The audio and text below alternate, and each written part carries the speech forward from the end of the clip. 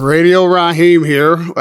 Okay, well, the first one that wants a little bit of love here is Nipsey Plant. Yeah. You got anything to say, buddy? He's a man of few words. He's a man of few words. And, of course, Caleb Plant. We're sitting here in Las Vegas. I got to tell you, walking in this place is breathtaking. Now, you're fitted. I see you got some style, but I am not crediting you with directing or, decorating this spot. Jordan will get, Jordan's got to get credit for most of all that. So, but I just moved it over here. I had to put it in place. When you wake up in a place like this, knowing where you woke up as a child, where you started this journey, I mean, do you just have like surreal moments? Yeah, sometimes I look around and, to look at where I started and where I'm at now, it's definitely a long ways away from each other. And, it feels good to sometimes, give myself a little pat on the back for, how far my journey's been. But shortly after that, it seems like, it's time to get back to work and log back in on a new goal or something that's coming up. So, but it's nice. I mean, a lot of times when we experience challenges, financial, our parents and all this as kids, you just think about money. But if you have talent or something that has really got your imagination, sometimes money isn't what's driving you. It's like, I want to be this. I want to do this. Yeah. What was it for you? Obviously to put my family in a better situation than one I grew up in. But honestly, it was really like just a passion of mine, I had this idea in my head of what a fighter was. And, I was such a fan of, so many fighters growing up. I just felt like I had to be that. And I was, and still am, completely obsessed with boxing. Really, like all I thought about, all I think about, all I would study as a kid, it's all I could think about. I couldn't even go to sleep at night, a lot of times just dreaming about it, thinking about it. And, still to this day, I try not to put like the material things first. This is like you said, got a nice house and doing well, but that's not what I want to be my driving force. I love boxing and, I feel like you got to find your passion, and then it doesn't make it seem near like it's as hard to work as if you were doing something that you didn't really like. As all kids do, we idolize things. You have like, an idea of what it's going to be like, what a fighter is the way you put it. When you were a kid, how would you have defined what a fighter is? Just someone who, works hard for what they want. And, as far as like a professional boxer, just, someone who works hard, someone who's focused, someone who's disciplined, someone who takes their craft serious year round and is trying to get better at their craft year round. And, where I'm from, a small town in Tennessee, it wasn't like a whole lot of distractions and it wasn't even a big boxing community. So it wasn't like part-time boxers being bad influences on me or any boxing culture at all, really. It was just me and my dad. And, he worked me really hard and, I didn't have a lot of distractions going on. So I was able to really just focus in on what I wanted. I mean, boxing being a classic poor man's sport, I imagine just you and your dad in a community where there isn't a lot of boxing. Was there a lot of support or people thinking that even if you're good, that you had the potential or would have an opportunity to be at this level in the professional game? I'm sure, a lot of people on my journey, especially as an amateur, I started winning titles and stuff like that. People were on board and support, but I'm not sure if they truly thought, that I would be at this level. And that's no knock on them. I'm sure it'd be hard to imagine anyone making it to the level that I made it in anything that they do. So, but I get a lot of support back home and a lot of love from back home. But, they probably didn't think that I would take it, this far up. What did you learn about the culture of boxing as you progressed through these, the amateurs to the pros, the path you've taken? What have you learned about the sport that maybe you didn't think about when you decided that this would be the path to take? Well, I started this path at 9 years old. So, I wasn't thinking about every last detail. Obviously, I was just doing something that I loved. But just something that I did year around back home without even thinking about it, just because it's what I love doing. But as a professional and at this level, just we're training year round. It's not like I didn't think I'd have to do that, but that's one thing that I would say on the mic is like, you have to be willing to, train year round, work year round, study tape year round. I go to PT year round, just consistently and constantly working on my craft year round. especially at this level, it's the small things that separate each other. So just trying to be, really on top of things. I know in the amateur game, especially young guys, they're so brash. Everybody thinks that they're the best. That really doesn't change at the pro level either.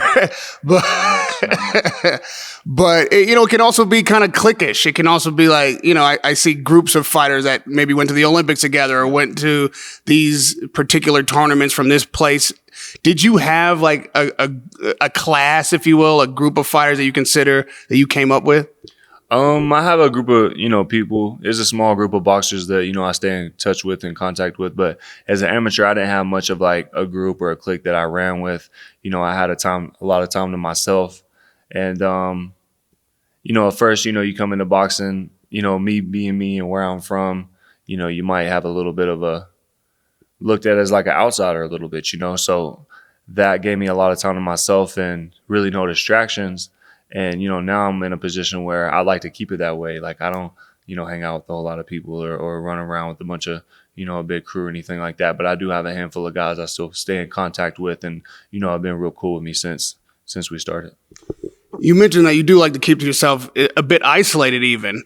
And some other fighters have mentioned that they feel like that's disrespect or like that is an attitude from you. Yeah. I don't know. I just like, being to myself. I got a real small group of friends and family and, I'm just living my life. It's not like they can take offense to it if they want, but, it's not because I don't like or, I'm trying to be a certain type of way. I'm just living my life the way that I want through what I love. And, I don't really do too many other things besides, if they don't have to do with clothes or boxing or my friends or family, so.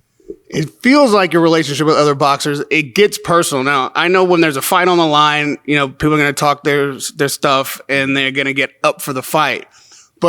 And you can absolutely correct me if I'm wrong, it does always feel like you and your opponent, there's like a chip on your shoulder or something that agitates you about the guy that isn't just competitive. It's a bit like personal. I want to beat this guy for some internal reason. I mean, I'm just, I'm serious about my goals. I'm serious about how far I want to take my boxing. And, when you're boxing, that means that there's a guy in front of you trying to mess those things up for you. And, I work really hard at boxing. I got a lot on the line when I'm fighting because, like I said, I'm training year round. I invest a lot of money into my boxing, into my camps. And so there's a lot on the line for me. And I just don't want anybody messing that up for me. So, if we're standing across from each other, if we don't like each other, that's fine by me. I feel like, my opponents tend to take it to another level as far as not liking me and not really, getting along with me either. So I'm sure the feelings are mutual and, it's a competitive sport at the end of the day. So, we don't have to be the best of friends, but when you get in there, you rumble with somebody and you put on a good show, I mean, you can tip your hat to that guy and know that, you got some respect for him for getting in there with you. Does this like solo journey or even like lone wolf mentality spread to the rest of your life? I notice, a lot of fighters, especially at your level, will have an entourage or, boast about the amount of people that they roll with and have this big crew. I see D Smoke with you. He's also a kind of guy like you though. Like, he does his thing. You have a friend, you have a couple of friendships, but I wouldn't say you have an entourage. Is that just a principle of your life?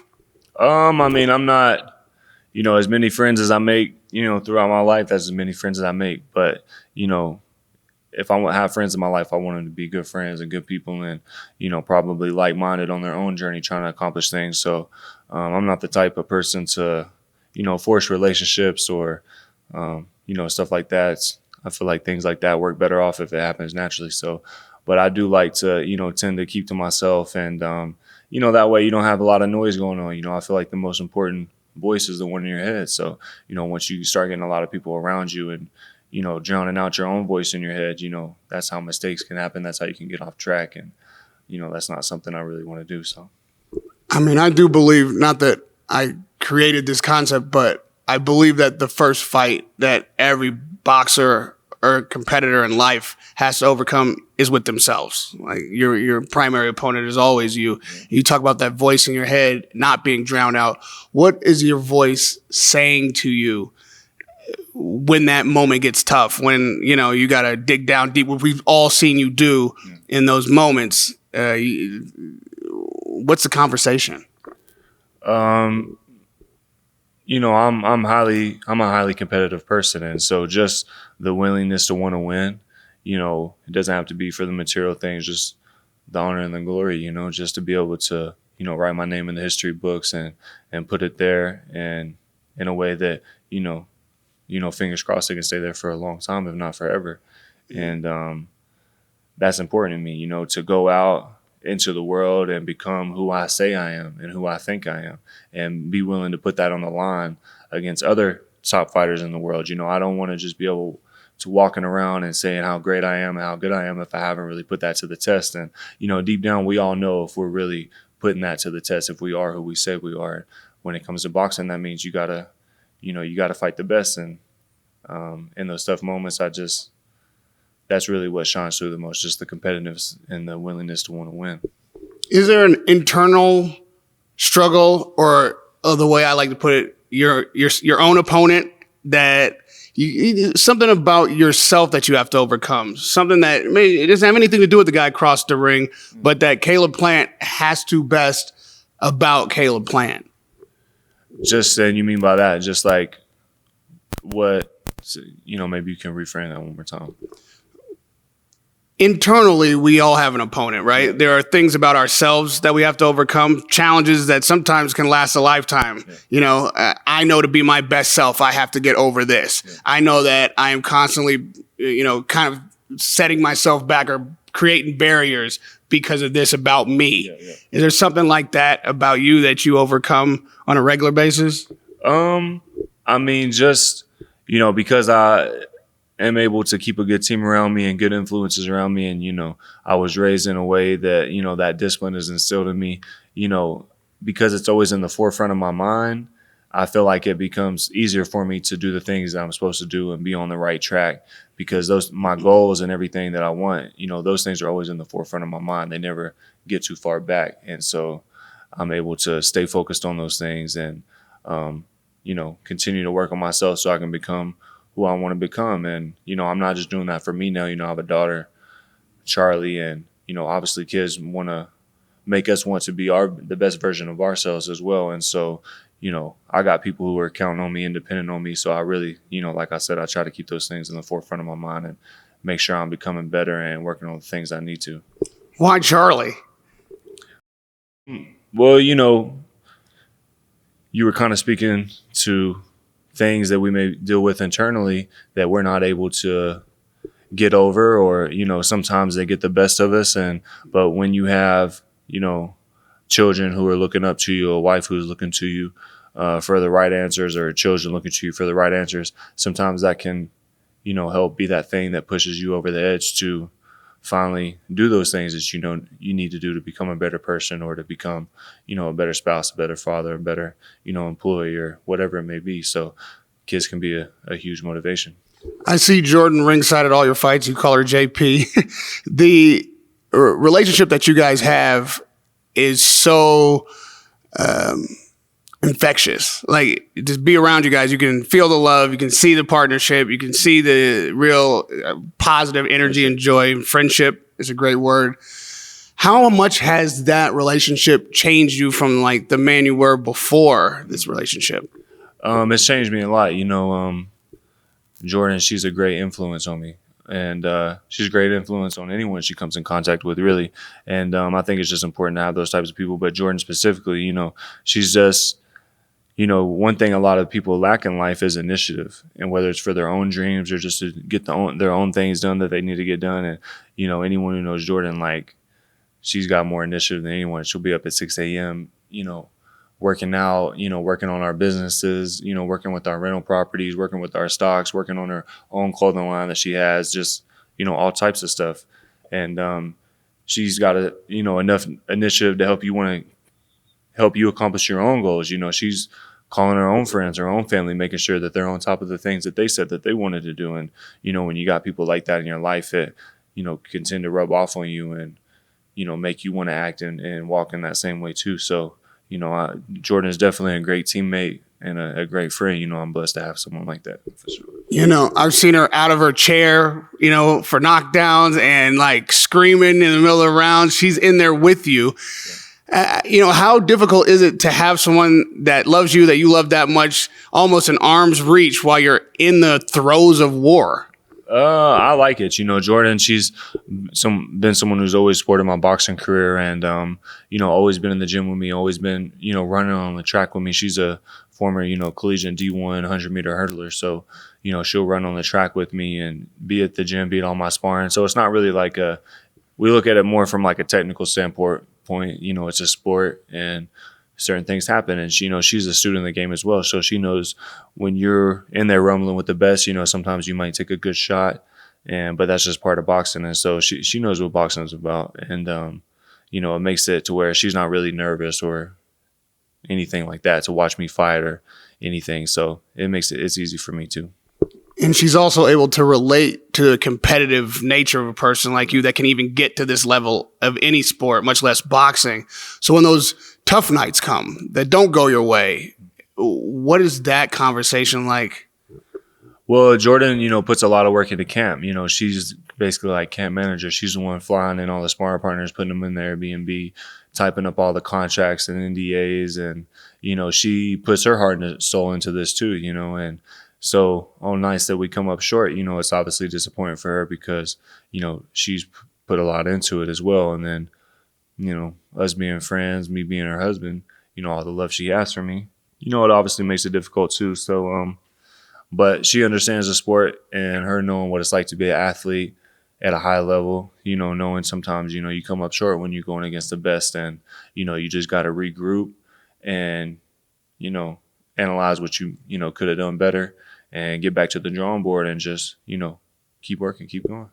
I wonder what you feel about the culture of boxing and really fandom in the sense that I think it is a misnomer that these undefeated records mean that you're looking at the best fighter because he hasn't been beaten or the most entertaining fighter because he's undefeated. But in your case, I do notice that fans appreciate how much you're willing to put on the line and leave every single bit of yourself in the ring, win, lose, or draw. Does that give you like some solace? And obviously nobody wants to lose, but everybody like to be undefeated. But are you proud of even the losses in there? I mean, for me, boxing, being a competitor, it's all about winning, and the support is nice. Sometimes it may feel like just a moral victory, and that's not what you train so hard for. It's not what you're looking to get. But at the end of the day, that's what boxing should be about, the best fighting the best. And if you do come up short, the fact that the fans can still support you and still got a lot of love for you, it's a good feeling. And also I think it's sometimes how you lose, if you just go out there and embarrass yourself and, that could be one thing. But if you go out there and, you could put on a good performance and your skills was matching right up there with the best, but, maybe things just didn't go your way that night or you come up short, that's different than just going out there embarrassing yourself. So I think I've showed that I have, the skills with, world caliber as a world caliber athlete and boxer and, that I'm right there with the best of them. And so, just regrouping, like I said, working on, some of the things I got to get better at and continue to work on some of the things I'm real good at. That's part of the sport. And, I'm hoping I can be one of the ones that lead the boxing culture, to that where you're starting to see a lot of, the best fight the best. I think it's getting to that point in boxing. And, hopefully the fans can just understand that when the best fight the best, somebody's going to have to come up short more than likely. And, that doesn't mean that they're not a great fighter. Doesn't mean that they're still not, world champion material. Sugar Ray Leonard or Roberto Duran, he got knocked out cold by Tommy Hearns, quit in the middle of a fight against Sugar Ray Leonard. But when you think of Roberto Duran, you don't think of him as those. You think of him as a great fighter. And the fighters in this generation, just because they come up short, they're still great fighters. I like to remind people that, those in front of the camera, those on the big stage in from the spotlight, take losses in front of the world. But everybody takes L's in life. Like everybody has that, especially if you're trying to achieve anything, you have setbacks. How difficult is it? Or would you share the process of like processing through a loss that you've worked so hard to make a victory? Like sometimes it become personal. You got to let that go and move forward. Yeah, I mean, it's difficult. Obviously, nobody, I think sometimes people lose and they try to rub it off like, oh, it don't mean nothing. And, if it don't mean nothing to you, like maybe that is why you lost. Winning and losing does mean something to me, regardless of who it's against. I'm not showing up. I don't care how great the fighter is sitting across from me. I'm showing up to win. And, but again, I think that might boil down back to how you lose. And, the performances where I did come up short, knowing the type of work I put in and who it was against and the caliber of fighter they were, it can make, it doesn't mean just because I lost and my confidence is broken. I still know I'm a world-class fighter and have some of the best skills in the sport. So it's just about, being able to be honest with yourself, whether that's how bad the loss hurts, but also knowing, how good you really, really are, regardless if you lost or not. So, it's just a process you got to go through, but some people are, built for that. Some people can handle that, some people can't. It's just, it varies from person to person. When you see where you go from here, right? Like, fans are on your side. You want to be seen in the ring again, not only by your fans, but even by the people who don't like you. They got to admit that they enjoy watching you fight because even if they're rooting for the other guy, they know that you'll bring everything and bring out the best in the other guy if he has any chance of winning. So where do you see the next move for you now? And what is the ultimate goal for you in the sport? Well, right now, just been spending time with my family, my wife, Jordan, and Charlie, and, the rest of my family. But I'll definitely be back in the ring, by the end of the year. And it can be against whoever, really. It doesn't matter to me. I'd love to fight Jamal Charlo. I feel like that'd be a great fight, not just for, us, but for the fans as well. And, he's had some things to say about, sending me back to Tennessee and, other words like that. So, I'd like to find out if he could really do that. And as far as like ultimate goals for me, just become a world champion again. That's first and foremost. Yeah, I think you've been fortunate in the sense that you've been able to make the fights that you want. And maybe not immediately, but in this sport, pretty quickly from, when you put that on your radar. Have you found it to be easier, like for you to get the opponents you want? And like you say, Charlo, is that a conversation that is being had already? No specific conversation being had with my team or anything like that. That's, the first time that I've said that since my last fight. But that's just something that, something that I want. If he feels like he can send me back to Tennessee, I'd love to see if, he could stand by his words. And I got a great team, Al, Luis, I got so much love for Al and Luis. And, they had a lot of belief in me even when they first signed me. And so, when I come to them and tell them, hey, these are who I want to fight, even if it doesn't get made the next fight, they let me know like, hey, we're going to get you these fights. And that's what boxing is about, the best fighting the best. And so, my hat's off to Luis and Al for making a lot of big fights happen here recently. That's what it's about. Yeah, you mentioned big fights. Obviously, all of us in the game love big fights. Are you a fan in that way? Like, watching other careers, hoping to see this matchup versus that matchup? Yeah, I'm definitely a fan. I got definitely a handful of fighters that I watch for and, are some of my favorites. Who are some of your favorites? Well, I'm a huge fan of Gervonta Davis. And even after my last fight, he came back and, we chopped it up for a minute and spoke for a minute. And I'm looking forward to seeing him fight, coming up this Saturday. Shakur Stevenson is one of my favorites. Devin Haney, he's a fighter that I like to watch as well. I know they're all in the same weight class, but I'm cool with all them guys. And, there's a whole list, but those are some to name a few. You just list 3 guys that are all on a collision course. If you had to put a round robin in your mind, who emerges from the 35 division is king? I mean, even with Lomachenko in there and, all those guys, on any given day, somebody shows up as their best and puts on, one of their best performances, they get their hand raised that night. So all those guys are great fighters. I don't know about specifically, I'd like to let them figure it out. That's for them to figure it out. But, I'm a fan of all those guys and, all of them individually, they know that, they got my support. What's your favorite aspect of a fighter? Like when you look at a guy and like, man, I like to watch him perform. What is it that you like to see? Just, if he, how he analyzes the guy and, if he makes adjustments through the rounds, if he's, if I can tell that he's setting traps for the other guy trying to be a move ahead or 2 moves ahead. And, just ring generalship, how they control distance, their timing, their punch selection, all those things. There's so many things that I look at when I'm boxing, but those are some of the big things. How does being a father relate to being a fighter?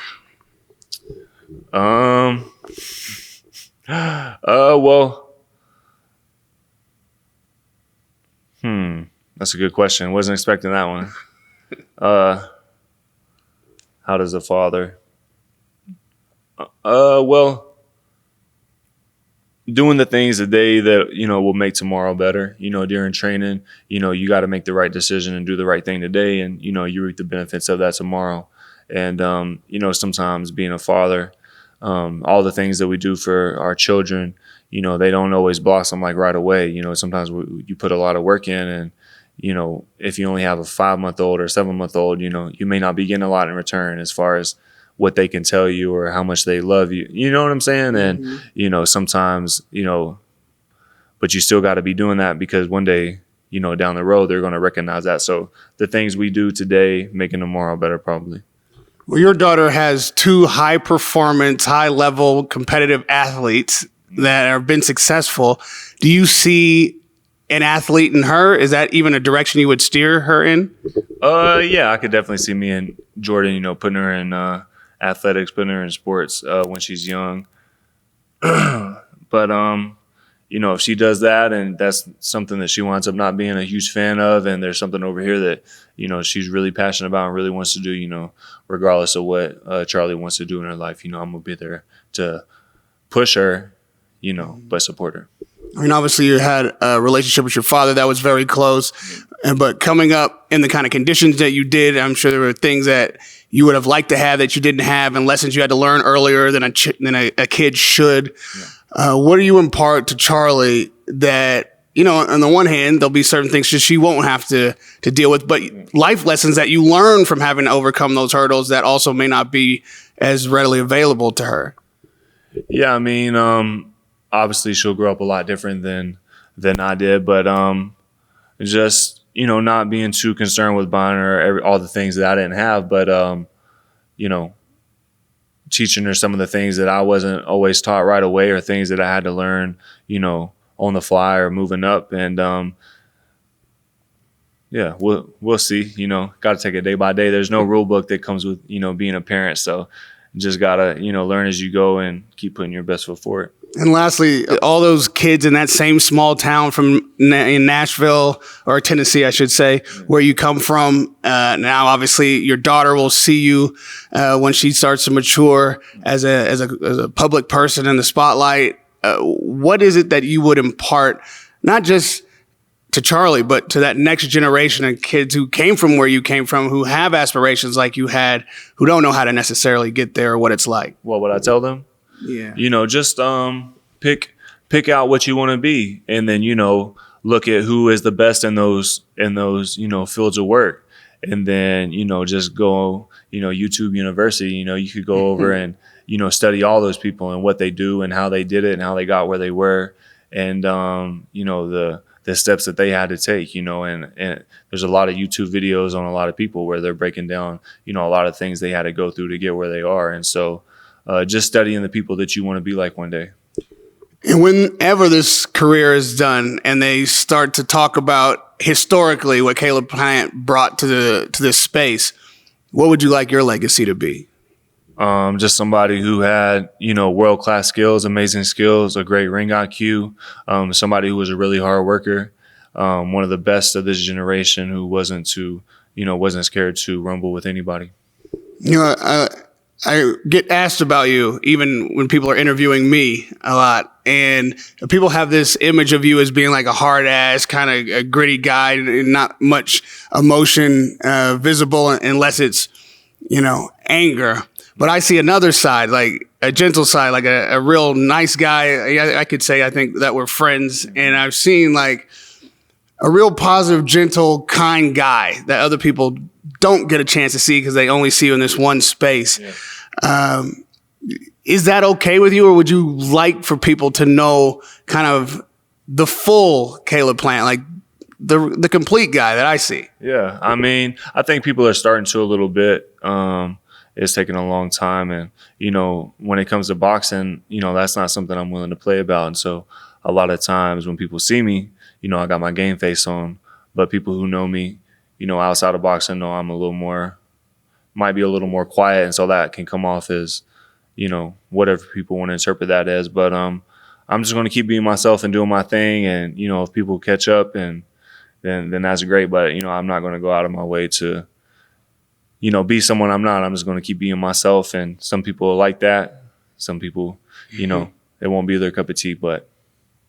Well, we're sat here because I wanted people to see this other side, see a little bit of what I see. And I can't wait to see that game face again either. I'm a fan of the sport, and we'll be ringside for whenever that happens. Radio Rahim with Caleb Plant.